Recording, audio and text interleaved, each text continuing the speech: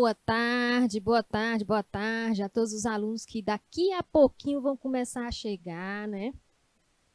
Já tem gente aí de Queimada Nova? Tem? Não, acho que não, tem, né?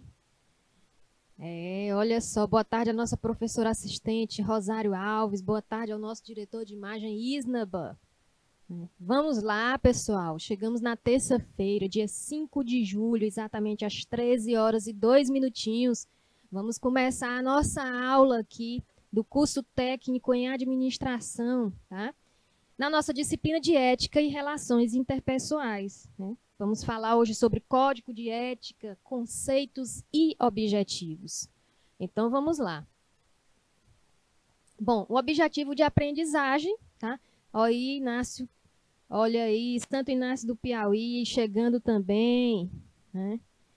Objetivo de aprendizagem. Nós vamos compreender hoje que o Código de Ética é um documento que estabelece os princípios e as normas que definem as práticas de atuação de uma empresa, tá? Ou seja, de uma organização. E vamos refletir sobre a importância do Código de Ética no que norteia, né, o exercício da prática das atividades das diversas profissões, certo? Bom, vamos iniciar, tá, fixando o assunto com questionamentos.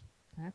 Semana passada, vocês viram só uma questão, né, dessa aula, que, se eu não me engano, foi a professora Amanda, né, que ministrou essas para vocês. Tá? Graciele Vieira, boa tarde. Então, vamos começar aqui fixando conhecimento, gente. Tá? Nós vamos assinalar a alternativa que corresponde a uma atitude presente na liderança orientada para a tarefa, ou autocrática. Vocês viram isso com a professora, né? Então, essa alternativa que corresponde a uma atitude presente na liderança orientada para a tarefa, focaliza a necessidade de cumprir as metas organizacionais, dedica-se à melhoria do clima organizacional, apoia o desenvolvimento de equipes de autogestão, promove avaliações de desempenho como categoria, como 360 graus, ou incentiva o intraempreendedorismo. Tauan, boa tarde. Feliciane, boa tarde. Já estão chegando, estão vendo logo uma atividade aqui, né?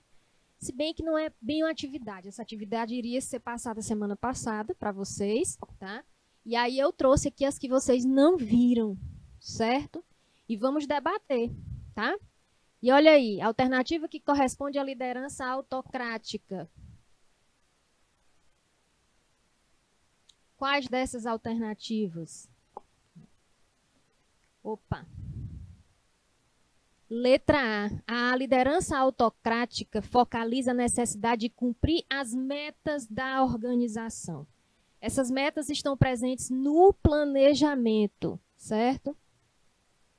A outra questão, a liderança é vista como um processo que se estabelece em relações de influência entre as pessoas, inter-relação entre homens e máquinas, espaços sociais autônomos, cultura do poder e aspecto sociológico, ou razão e o cenário para a manutenção da ordem.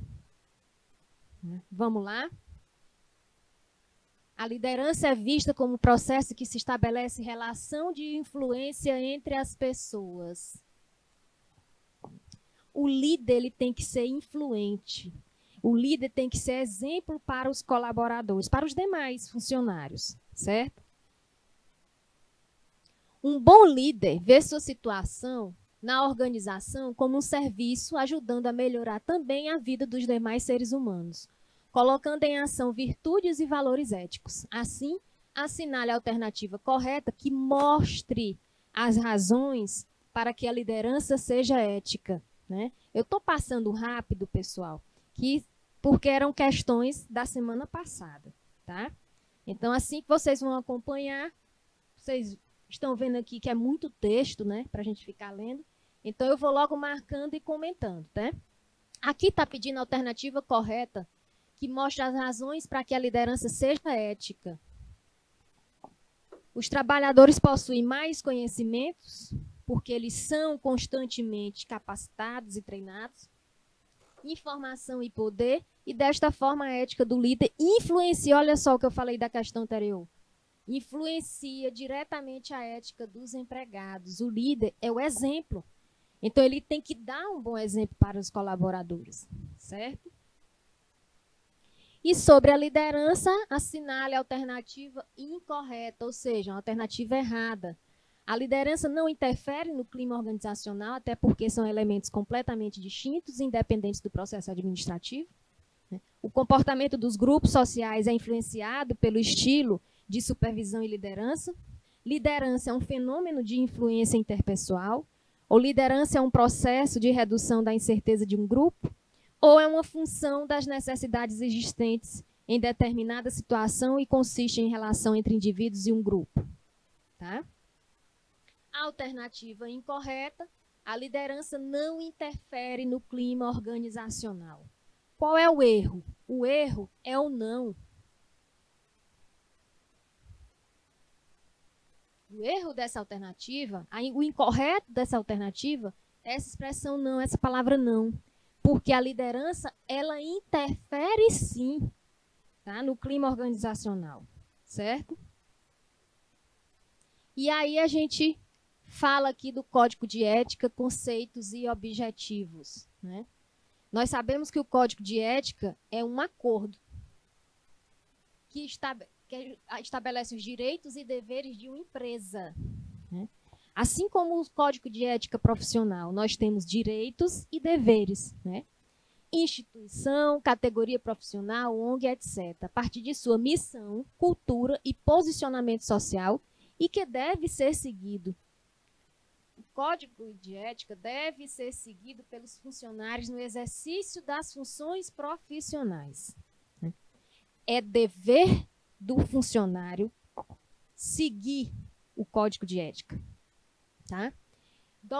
O código de ética é um documento que dita e regula as normas que regem o funcionamento de determinada empresa ou organização e o comportamento dos seus funcionários e membros. Bom, basicamente, os códigos de ética são divididos em direitos e deveres, né? Os profissionais também têm um código de ética. Os profissionais têm direitos e deveres, assim como as empresas têm direitos e deveres, né? Os direitos determinados, destinados a construir a imagem, identidade e perfil da empresa, por exemplo. E os deveres são obrigações e condutas que esta empresa deve tomar ao desempenhar os seus serviços, visando sempre o quê? O cumprimento das condutas morais e ética. Tá? Cada grupo, seja empresa, seja partido político, seja uma categoria profissional, possui as suas próprias políticas, né, e práticas específicas que ditam o código de ética. Tá? Ivonete, boa tarde, seja bem-vinda. E olha só, quando a gente diz aqui que cada grupo possui suas próprias políticas e práticas específicas que ditam o código de ética, a gente pensa o quê? Opa, se o código de ética profissional ele difere de cada área de atuação, de cada profissão, lembrando que temos pontos em comuns, não é verdade? Mas cada código de ética é único para cada profissional, para cada área profissional. Assim também são as empresas. A empresa ela possui a sua própria política, ela possui a sua prática específica.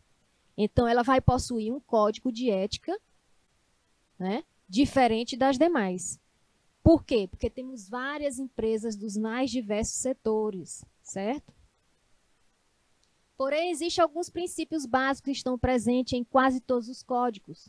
Proteção do patrimônio da empresa, necessidade da transparência nas comunicações internas e externas, o assédio sexual ou profissional, o respeito entre chefes e subordinados e a denúncia da prática do suborno ou corrupção. Em comum, né, os princípios básicos que estão presentes em quase todos, né? Ou seja, estão em comum. Tá? Também é alvo do código de ética o quê? Fatores externos ao grupo. O que acontece fora, tá, da empresa, certo? como o tratamento e relação que desempenha um consumidor, por exemplo. O tratamento que você dá ao consumidor final, o tratamento que você dá ao cliente, tá? Então, está dentro do código de ética. A partir desse ponto de vista, o código prevê o quê? Ações que norteiam as práticas de marketing, propaganda e comunicação da empresa, assim como a qualidade no atendimento, tá? Normas estabelecidas no Código de Ética podem ou não estar atreladas às normas civis, tá? Nesse caso, o descumprimento, quando está, né? Quando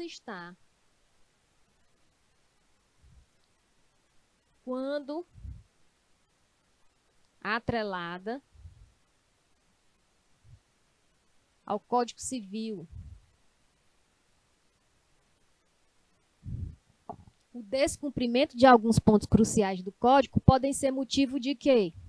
De punição perante leis previstas na legislação penal e trabalhista, tá?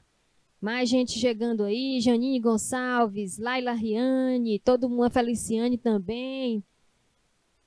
Bom, professora, a gente está sempre vendo a questão de conceitos, né, a importância da ética, tá? Mas vamos ver os tipos de ética, tá? A ética é o ramo da filosofia que se dedica a compreender o comportamento humano e o que orienta em suas condutas. E o objetivo da ética é o quê? Olha o objetivo. Tornar a convivência social pacífica e justa. Tornar uma convivência harmoniosa, seja através de atitudes coletivas ou individuais, tá? Assim, a ética ajuda o indivíduo a responder questões como: eu devo? Eu posso? Eu quero? Rômulo, boa tarde, seja bem-vindo. Então, olha só, eu devo fazer isso? Eu posso fazer? Boa tarde, Natália, seja bem-vinda. Eu quero fazer?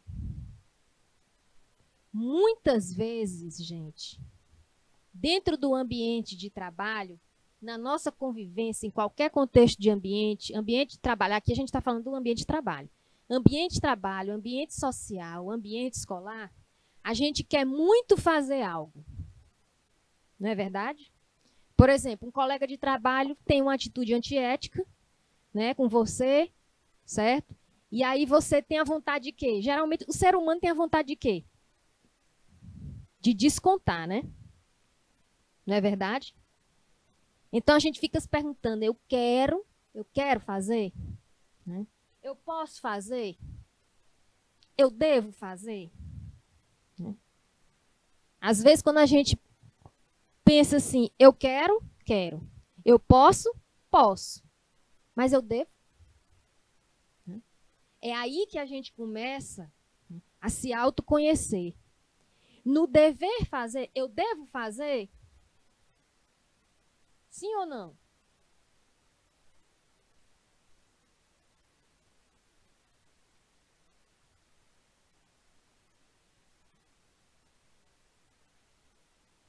Se sim, vai ter consequência. Se não, vai ter consequência também. Tá?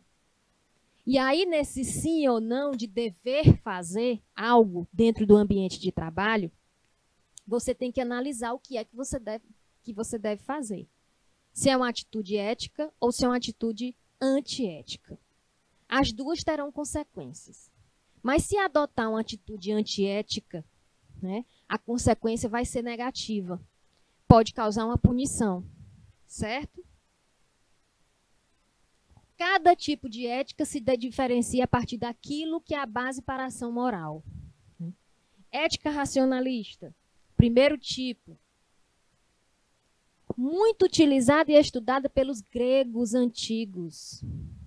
A ética racionalista explica que o indivíduo consegue submeter sua vontade e determinar suas condutas através de quê? Da razão. Ética racionalista trabalha com razão. Emoção zero. tá? Nesse caso, o pensamento racional é capaz de compreender o que é o bem, guiando as atitudes, definir o que é o bom ou o mal, certo ou errado, seja para a vida individual ou sociedade. Tá? O som está muito baixo. Santo Inácio, tá com problema aí, Isnaba? Olha, o IPTV aí, deu um jeitinho aqui. O som aqui tá ok, tá? Flávio Souza, boa tarde. Segundo tipo, ética teológica, tipo de ética que analisa e reflete as consequências possíveis de uma ação. Geralmente, muitas vezes nem utiliza essa ética teológica. Seria bom se analisarmos, né, e refletíssemos sobre as nossas atitudes, sobre as nossas ações. Né? Porque analisando, a gente vai ver as consequências. Né? O comportamento ético está fundamentado em seu objetivo, em sua finalidade. Ética teológica ou cristã, terceiro tipo, não acredita na razão. Ou seja, a ética teológica ou cristã é diferente da ética. É diferente. Vou apagar aqui.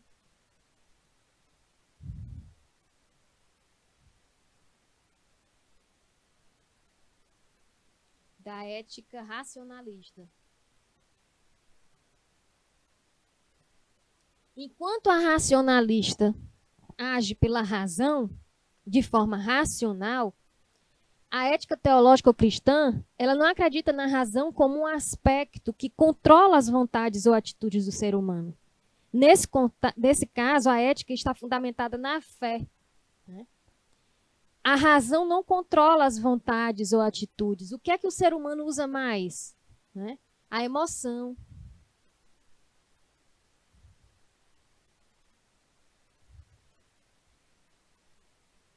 Os princípios éticos e a orientação para as ações encontram-se explicados na Bíblia, o livro sagrado do cristianismo. Né?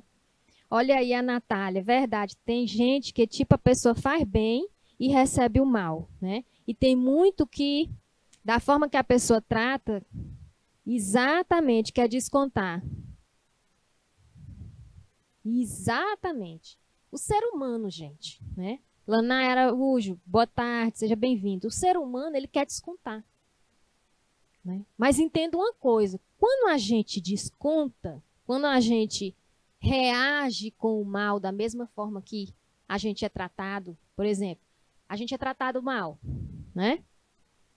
Alguém passa por algum constrangimento, certo? Te envergonha por alguma coisa, a gente pensa em fazer a mesma coisa. Só que a gente pensa nas consequências. O que deu certo para ele dentro do ambiente de trabalho por estar com esse comportamento, não quer dizer que também vai dar certo para mim se eu tiver o mesmo comportamento. Cabe à empresa ter uma ética, uma conduta ética, né? Para ser imparcial, para analisar os dois casos, os dois colaboradores. Esse é um exemplo que eu estou dando, certo? Então, não é muito bom pagar na mesma moeda. Certo? Ética deontológica, desenvolvida pelo filósofo Immanuel Kant, toma como base a ideia do dever, né? E nela compreende-se o indivíduo como plenamente capaz, o indivíduo plenamente capaz de saber como se deve agir e assim podendo agir conforme o dever. Opa, professor, olha aí, né? O indivíduo é plenamente capaz de saber como se deve agir. Aí está outro problema, viu, Natália? Olha, mais um problema. Às vezes, a pessoa sabe que está fazendo coisa errada. Né? Muitas vezes, não digo nem às vezes, muitas vezes o ser humano, o indivíduo, ele sabe que ali ele está fazendo uma atitude, por exemplo, antiética. Né? Ele sabe que não deveria agir daquela forma, mas mesmo assim ele age. Né? Então a escolha dele é agir de forma antiética. Certo? Infelizmente, tem indivíduos assim. Então, quando vocês se depararem assim, alguém falou alguma coisa com vocês. Aí outras pessoas dizem, quem nunca passou por isso? Outra pessoa diz assim, não, mas ele falou sem querer, não foi por mal. Eu não fiz isso com você por mal, foi sem querer, eu estava com a cabeça ruim, eu não sei nem o que é que tá. Gente, não existe isso. Uma pessoa adulta sabe o que está fazendo. Ali ele fez porque quis fazer mesmo.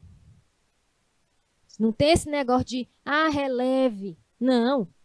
O indivíduo sabe agir de forma certa e sabe agir de forma errada. Entendeu? O que é que eu falo para vocês? Que tudo é 50%. Ou é sim, ou é não, ou vai dar certo, ou vai errado, ou é 880, né? Quando é 8 é 80. Tem um lado bom e um lado ruim. Então, nós sabemos as atitudes ruins e as atitudes boas. Só que a gente tem a escolha.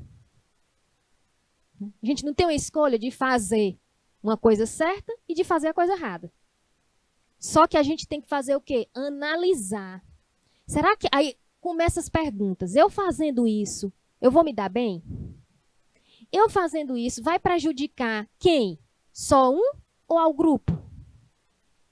Muita gente não reflete sobre isso. Muita gente comete uma atitude, tipo assim, toca fogo na fogueira e sai correndo. Deixa todo mundo se queimar, mas aí você já tirou seu corpo ali, né, da reta. Não é verdade? Então, o indivíduo, ele sabe. Ele não faz por não ter feito, não é proposital. Tem gente que é assim. E olha, eu vou dizer uma coisa para vocês. Lidar com a ética hoje, numa organização, seja em qualquer ambiente, neste período de pandemia, é outra desculpa que estão dando. É porque nós estamos na pandemia, todo mundo está assim, a pandemia mudou a cabeça de todo mundo. A pandemia não mudou a cabeça. Ela está mostrando quem realmente são. Tá? Ela está mostrando a essência realmente da pessoa. Então, o indivíduo, na ética deontológica, deve agir de forma ética independente do que ele pode receber de consequência quanto ao seu comportamento. O dever é um juízo a priori independente da experiência. E a ética deontológica está ligada a quê? A ética profissional. Qual é a ética? Qual é o tipo de ética? Olha aí uma pergunta. Qual é o tipo de ética ligada à ética profissional? Ética deontológica.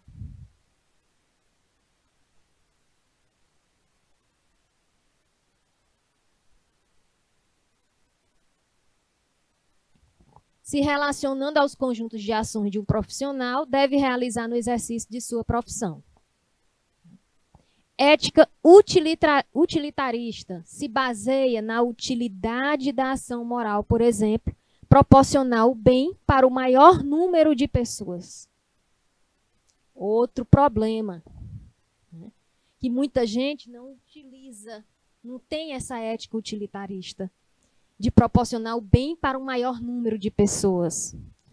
Tem gente que proporciona o mal para um pequeno grupo de pessoas e para um maior número de pessoas. Tá? José Luiz, boa tarde, seja bem-vindo. Então, isso é muito difícil. Isso aqui cabe àquele pensamento da gente, né? Fizeram o mal comigo, eu não vou desejar o mal. Né? Eu vou seguir, vou desejar o bem, né? Mesmo tendo passado por alguma dificuldade, por algum constrangimento, alguma vergonha que me fizeram passar. Isso é muito difícil a pessoa pensar dessa forma. John Stuart, filósofo defensor da ética utilitarista, defendia que a boa ação era aquela capaz de produzir o máximo de felicidade possível para o maior número de pessoas. Nesse caso, a ética está voltada para atitudes práticas, onde o indivíduo deve avaliar a situação antes de efetivamente agir, pensando em quantas pessoas vão se beneficiar através da ação. Tá? Bom, e aí a gente entra num assunto importante, não menos importante, não mais importante. É o Código de Ética e Conduta. O que é e qual a importância. Tá? Mais do que um simples manual, o Código de Ética e Conduta descreve a essência de quem? Da empresa. A essência da organização. Detalhando o seu propósito, seus princípios e seus valores, né? E traduzindo-os em regras de comportamento. Regras, orientações, normas, guias. Né? É fundamental dar transparência a essas práticas. O que é dar transparência? A gente vem muito falando isso. Hein, pessoal? Flávio, Natália, José, né? Lanai, né? Lanai Araújo. O que é dar transparência? Hein? De forma que possam ser seguidas por diretores, colaboradores, fornecedores e parceiros, mas também para apresentar à sociedade qual é o papel social, né, da companhia. Dar transparência a essas práticas, dar transparência ao Código de Ética e Conduta, dar transparência às regras de comportamento, é informar de forma clara e transparente. Tá? É todos da empresa ficar ciente do que consta no Código de Ética, do que está escrito no Código de Ética e Conduta. Tá? Eliana de Souza, boa tarde, seja bem-vinda. O Código de Ética e Conduta é um documento que estabelece princípios e as normas que definem as práticas de atuação de uma empresa. No dia a dia, serve como um guia de referência para todos os integrantes, fornecedores e parceiros da organização. Tá? Aqueles que precisam tomar decisões considerando as atitudes previstas no Código. Emanuele, boa tarde. Podemos dizer que o documento Código de Ética e Conduta delimita os parâmetros éticos e morais aceitos em uma determinada organização. E aí a gente fala de ética e moral. O que é ética e o que é moral? Né? Esses termos, no início da nossa disciplina, muitas vezes são usados como sinônimos, porque estão intimamente relacionados. Eles estão relacionados. Mas é importante pontuar que estamos falando de conceitos distintos. São conceitos diferentes, tá? Moral, conjunto de atitudes e costumes. Lembram quando a gente estava falando, né, que regiões apresentam seus costumes? Lembram? Quando a gente falou aqui em outras aulas, o Brasil tem o seu costume, a China tem o seu costume, a Argentina tem o seu costume, a França, a Itália, Piauí tem o seu costume, Ceará tem o seu costume, não é verdade? Então, esse conjunto de costumes é a moral. Tá? Estabelecidos e aceitos por uma sociedade ou por uma comunidade. A ética prevê uma reflexão sobre essa moralidade. A ética reflete a moral. Tá? E a partir dela se define o conjunto de princípios e valores, né, mas que orientam a conduta de um indivíduo ou grupo. Ok? Ou seja, eu estou no Piauí, eu tenho o meu costume. Tá? Aí eu vou lá para o Rio Grande do Sul. Aqui a gente toma cajuína, né? Um suquinho, né? Às vezes, de vez em quando, uma cervejinha gelada. Né? Lá no sul tem o costume de quê? Tem aquela bebida diferente daqui, né? Que é o chimarrão, amargo. Né? Lá é o costume. O pessoal já está acostumado. Aqui não. Quando eu chegar lá, eu vou refletir, eu vou reagir sobre esse costume. Se eu gostar, se me oferecerem por educação, eu vou tomar, mas eu não vou dizer que é ruim. Porque aí já se trata de uma falta de educação, né? Certo? É importante diferenciar estes dois conceitos, porque nem sempre um costume aceito por um grupo, um costume que é aceito por um grupo, será considerado ético pelo indivíduo. Quantos e quantos ciclos de amizades que a gente tem, que a gente julga de uma certa forma, que eles fazem atitude que não é ética. Para nós, a gente julga, não, isso não é uma atitude ética. Eu tenho amigos assim, eu tenho grupos de amigos assim, né? Que para mim, eu falo, eu não considero uma atitude ética. Né? Para mim não é uma atitude ética, mas eles fazem, para eles é. Né? É costume deles. Tá? Então eu não vou julgar nem vou discriminar. A escravidão, por exemplo, já foi moralmente aceita na sociedade brasileira, porque era uma prática. Né? Aqueles grandes proprietários, né, tinham escravos nas suas fazendas, certo? Hoje não, foi proibida, é lei. É proibida a escravidão. Só que de vez em quando ainda aparece, né, em jornais, reportagens, mostrando o trabalho escravo, o trabalho infantil. Não é verdade? E isso é proibido por lei, mas acontece. Tá? As empresas, assim como cada indivíduo, também avaliam e adotam princípios éticos e condutas morais que consideram corretos. Essa percepção é construída no cotidiano da organização, mas nem sempre ela está escrita no papel. Tá? E muitas vezes está escrita no papel, mas não é praticada. Acontece muito em muitas organizações. Normalmente, o código de ética e conduta só é elaborado quando essas práticas já estão definidas e são aplicadas no dia a dia.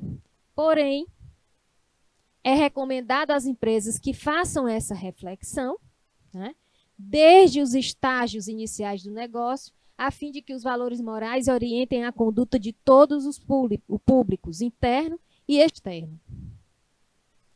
Bom, professora, e quais são as vantagens de um código de ética e conduta implantado, né, planejado, praticado numa organização? Primeiro, promove o alinhamento de posturas. Os critérios sobre o que é ética e moral são muitas vezes subjetivos. Se esses valores e condutas não estiverem definidos, é possível que não sejam adotados e praticados por todos os indivíduos. É por isso que temos leis que delimitam a postura moral aceita na sociedade. E pela mesma razão, é importante que as empresas elaborem, olha aí o que eu falei, do próprio código de ética. Né? O técnico em administração, ele tem um código de ética, né, do Conselho de Administração. Os profissionais da área de administração, administradores e técnicos, tá? Tem um código de ética. O código de ética dos profissionais de administração é diferente do código de ética dos profissionais de engenharia. Tá? O que tem em comum são os valores, os princípios, o respeito. Certo? Pela mesma razão, é importante que as empresas elaborem seu próprio código de ética e conduta. Assim, todos os integrantes da organização, todos que integram a organização, líderes, diretores, coordenadores, funcionários, né, área de serviços gerais, tudo, porteiro, cozinheiro, tudo, né? Bem como os parceiros, fornecedores, os investidores, estarão alinhados e adotarão as mesmas posturas. Quando há uma prática, elaborar e implantar é diferente de só elaborar. Porque só elaborar só fica no papel. Tá?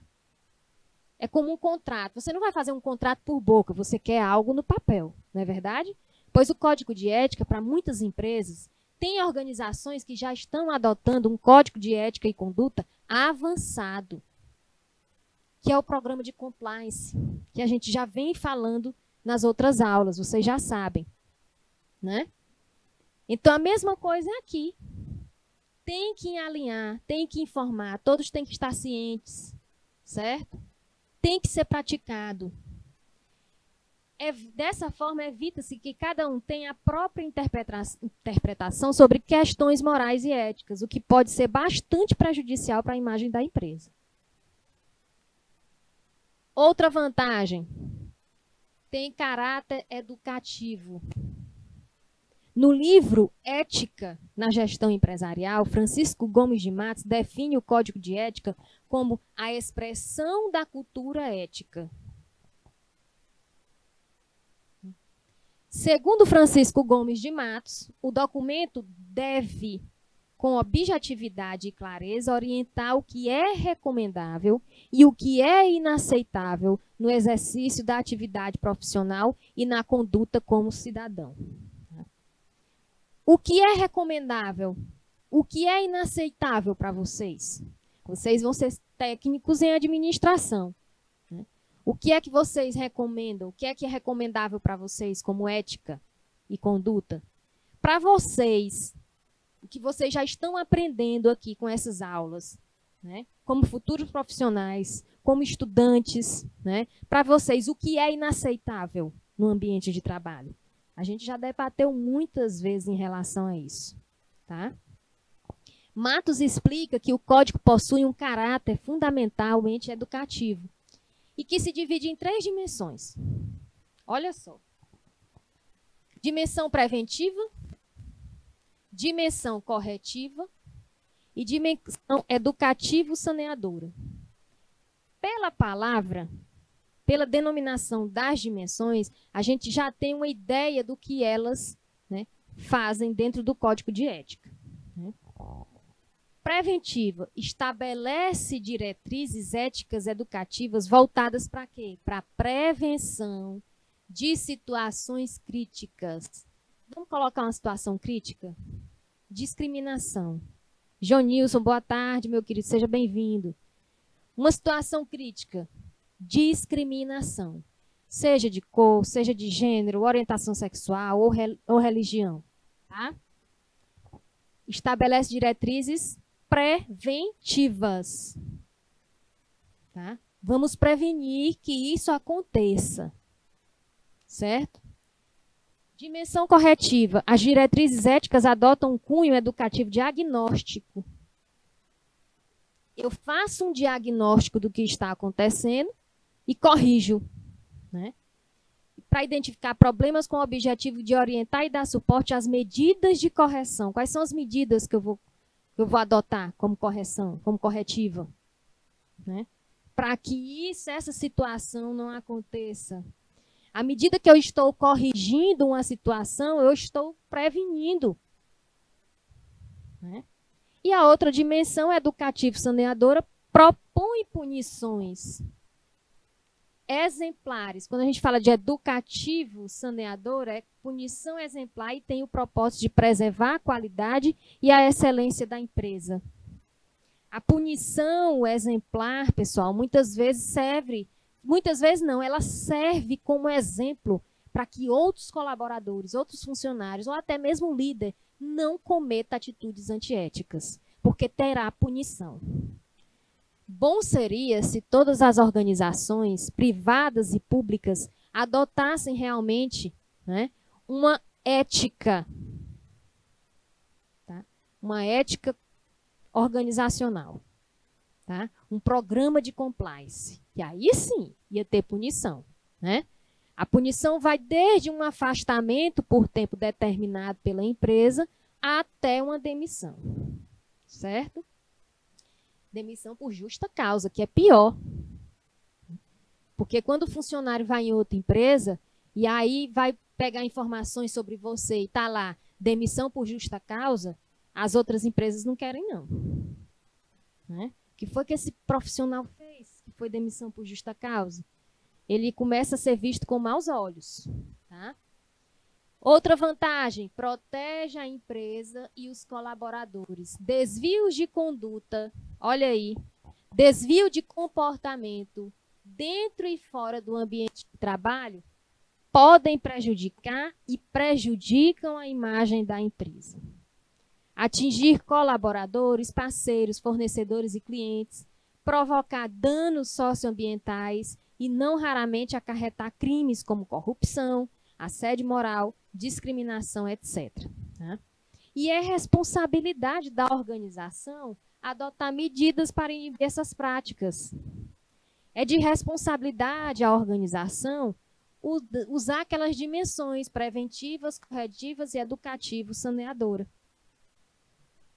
Fazendo aquelas dimensões, colocando no Código de Ética e Conduta, muita coisa é evitado, certo?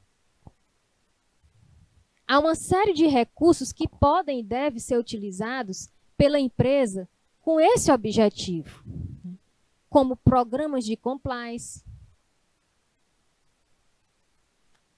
formação de comitês de integridade ou governança, reformulação dos processos, gestão da cadeia de fornecedores, entre outros. Olha aí. Recursos ou programas.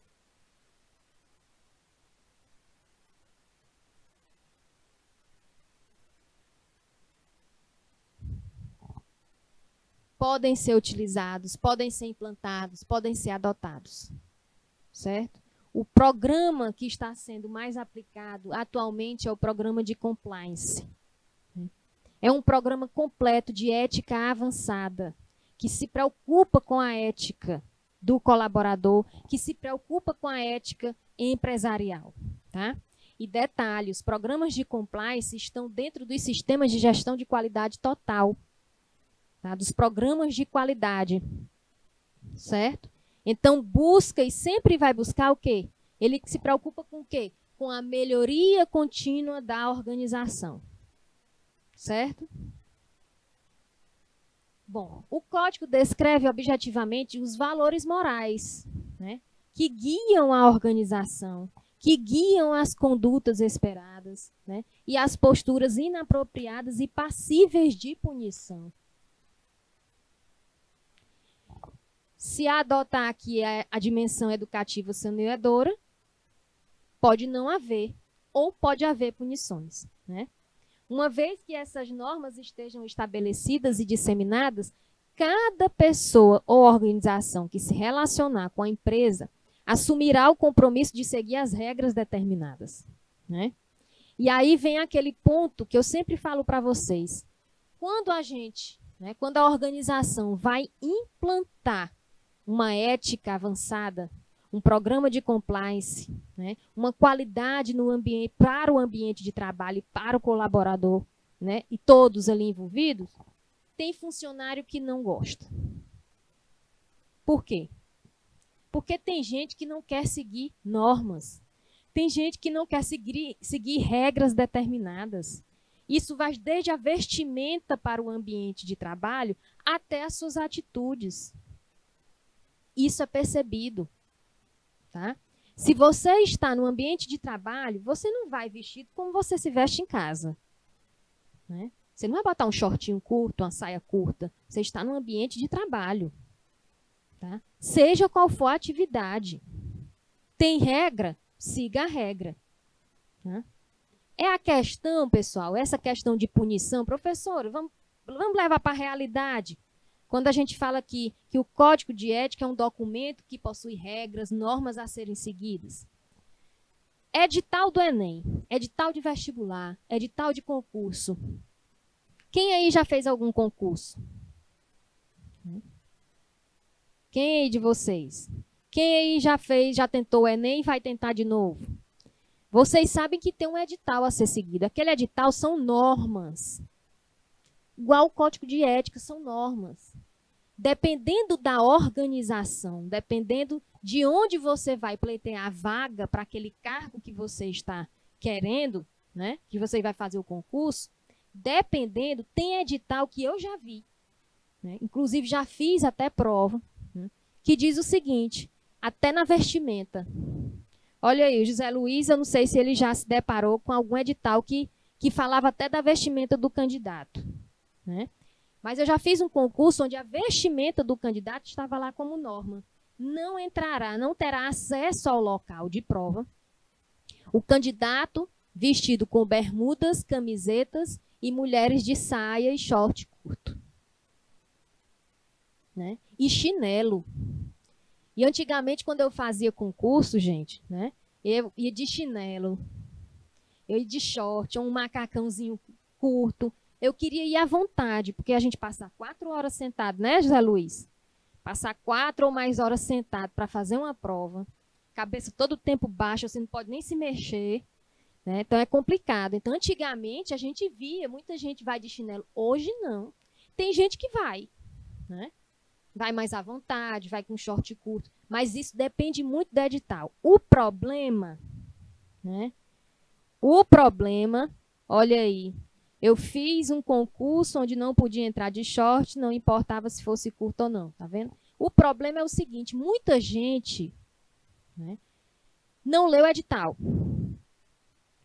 Muita gente. Né? Geralmente, o quê? Edital de Polícia Rodoviária Federal, encontra-se isso. Né?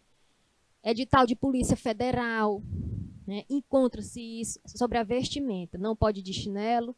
Né? Aí tinha os acessórios que não podia usar. Eu já fiz da Polícia Federal, não podia usar brinco. Né? O cabelo não podia ser amarrado. Né? O cabelo tinha que estar solto. Outro eu já fiz que o cabelo tinha que estar amarrado. Então, isso depende do edital e depende da organização. Né? Depende do órgão ali que está oferecendo as vagas no concurso. Certo? Então, se é regra, aí caneta esferográfica azul ou preta ou só azul. Então, se não fizer isso, se não seguir a norma, o que é que acontece? Punição. No caso de candidato, ele não faz a prova. Nem entra. Não, mas no edital está aqui, não pode entrar vestido assim. Não, no edital daqui, se você sair com 1 hora de prova, fez sua prova em 1 hora e quer sair, você vai ser eliminado. O concurso que teve domingo, né, agora aqui em Teresina, para um órgão público, com 1 hora, se eu quisesse sair, se eu saísse em 1 hora, eu ia ser eliminado. Ou seja, o candidato tinha que ficar 3 horas na sala de aula. Né? Mesmo se terminou a prova. Então, são normas, vocês que irão fazer o Enem, leiam o edital todo. Vocês que querem fazer um concurso na área de técnico em administração, leiam o edital todo. Ali é um documento que tem normas, que tem regras e tem que ser seguido. Certo? Dessa forma, o Código de Ética e Conduta se converte em um importante instrumento de proteção da empresa e dos colaboradores, pois reduz o risco de desvio que possam ser prejudiciais à companhia ou aos trabalhadores, né? Em decorrência, a menor propensão de que a empresa enfrente processos e passivos judiciais. Olha aí, se o colaborador e a empresa cumprir o Código de Ética e Conduta, há menor propensão de que a empresa enfrente um processo e passivo judicial, diminuindo assim prejuízo financeiro e de imagem. Processo judicial em uma empresa, pessoal, é prejuízo financeiro na certa. É por isso que tem organizações que se preocupam com o comportamento do colaborador. Vocês sabiam disso? Porque se o colaborador cometer uma atitude antiética, né, aquele que foi vítima daquela atitude, certo? Um colega de trabalho, tanto o colega de trabalho vai ser prejudicado quanto a empresa. Tá? Então, mancha a imagem do funcionário que faz a atitude antiética e mancha a imagem da empresa. Bom, instrumento de transformação social, outra vantagem. Cada vez mais, empresas se comprometem a gerar impacto positivo na sociedade. Como é que uma empresa gera impacto positivo na sociedade? Investindo no colaborador, atendendo necessidades do cliente e também colaboradores. A empresa ela tem que se preocupar não só com o cliente, o foco é o cliente, o foco é o consumidor final, mas ela tem que se preocupar também com o colaborador. Tá? Para essas organizações, o Código de Ética e Conduta ganha importância a mais. Ele dá visibilidade às causas apoiadas e as ações que promovem a transformação social. Tá? Uma empresa que assume de forma enfática o combate a problemas como homofobia. Olha aí. Assume o combate da homofobia. Assume o combate de racismo. Assume o combate de degradação ambiental, entre outros. Ela converte a sua causa apoiada em um valor moral. Ela respeita as diferenças. Ela não tem preconceito, né? E isso deve ser compartilhado por todos os seus colaboradores, parceiros e fornecedores. O Código de Ética e Conduta é um instrumento ideal para propagar essa postura e engajamento na mais pessoas, engajando mais pessoas. Detalhe, nós sabemos que nós vivemos em um mundo muito preconceituoso, não é verdade?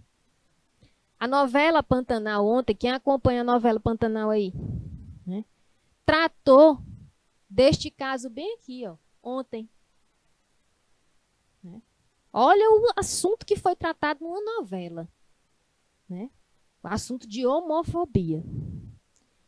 Nós estamos num mundo muito preconceituoso. Nós vivemos entre as pessoas uma maioria preconceituosa, né? Que gosta de criticar, gosta de discriminar as escolhas que cada pessoa tem. Pessoal, a empresa, a organização como um todo, ela tem que estar preparada para receber no seu quadro de funcionário diversas pessoas. Ah, mas minha empresa recebe, são pessoas diferentes no modo de pensar. Não, a gente tem que pensar nisso aqui também. Quantas e quantas pessoas que pela escolha sexual já foram demitidas? Quantas e quantas pessoas que pela escolha religiosa já são criticadas dentro do ambiente de trabalho? Ninguém tem nada a ver com isso. Mostre que você é profissional. Mostre que você sabe trabalhar. Mostre a sua posição dentro da empresa e todo mundo vai lhe respeitar. Tá? Exija respeito. Ah, professora, estão mexendo comigo aqui na escola. Né? Tem gente que fala assim, professora, estão mexendo comigo aqui na escola. Ó, tem gente mexendo no meu ambiente de trabalho porque, né, eu sou negra. Né? Tem gente mexendo comigo aqui porque eu tenho uma escolha sexual diferente. Isso são exemplos que eu estou falando para você.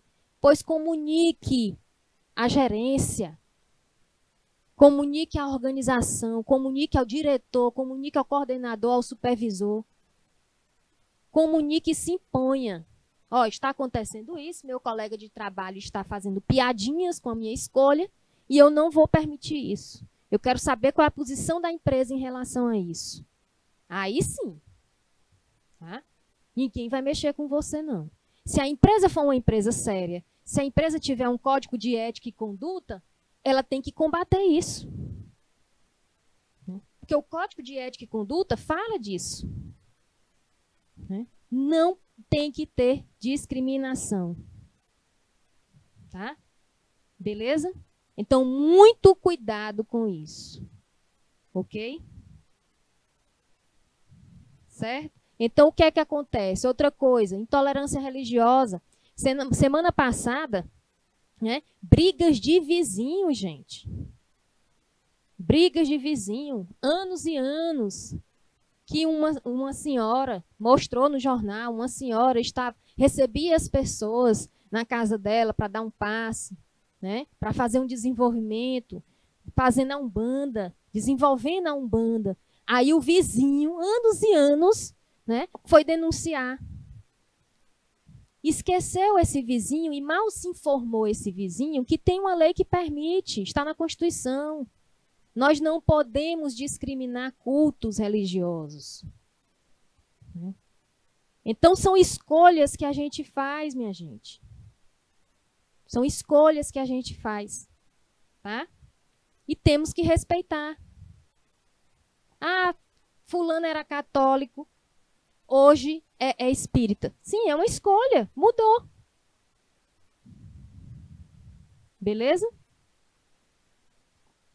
O Código de Ética e Conduta é um instrumento ideal para propagar essa postura, engajando mais pessoas. Consolida a cultura organizacional. Outra vantagem. Tá? Os valores éticos e morais de uma empresa, quando aplicados consistentemente no dia a dia, consolidam a cultura da organização. O Código de Ética e Conduta assume um papel importante na construção dessa identidade, porque alinha as posturas, fazendo com que todos se comprometam com as práticas descritas no momento. Todos têm que se comprometer. Né? Falei aqui em outras aulas sobre a questão ambiental, né, em outra disciplina, né, que a responsabilidade é de todos. O impacto ambiental ocasionado por uma empresa é responsabilidade de todos da empresa. Tá? Então, com valores claros e praticados cotidianamente, fica mais fácil preservar a cultura construída. Além disso, a empresa terá mais sucesso ao atrair e reter talentos, tá? Ou nas parcerias firmadas com outras organizações. Afinal de contas, a tendência de que compartilhem dos mesmos interesses e postura será maior. Olha só a questão de atrair, reter talentos. Isso evita o quê? A gente já viu em outras aulas. Né? Evita a alta rotatividade. Uma empresa, pessoal, que atrai talentos, mas não mantém, não retém, ela vai ter uma alta rotatividade. Alta rotatividade no mercado de trabalho não é uma boa imagem. Tá?